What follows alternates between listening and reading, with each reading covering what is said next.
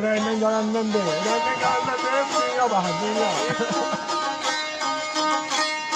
Bu ələsgərdən bir nəsən oxuyur. Deyil. Dedim ey belə gülə bətin qıyın ağız tərsinən üstə.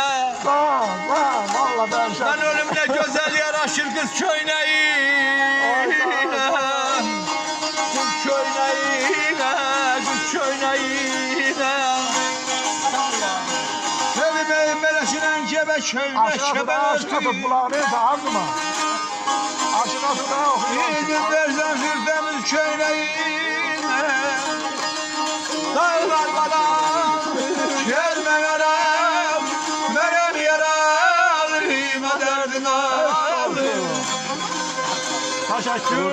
Adım nədir qardaş? Adım Qardı. Daha çox Adım gözəl. Qardı, təxəllüsüm ustazlı. Özünə göşər. Şah İsmail İnsilahdaşı. Ağdamlı, Göyçəli, Ərdəbilli, hamısı Aşıq Valihdən desən bir ben. 2 dəfə Aşıq Şah Valihdən. İsmailin qəbrini gəlib verəm. Allah qəbul. 3 dəfə Məmməd Hüseyin Şəhriyarın xəstə qalsın. Hamısını yedir qardaşım. Hamısını eləmək lazımdır. Ustadlara rəhmət. Ha, yox, yaxşı ki. Ustadlara rəhmət. Gəl.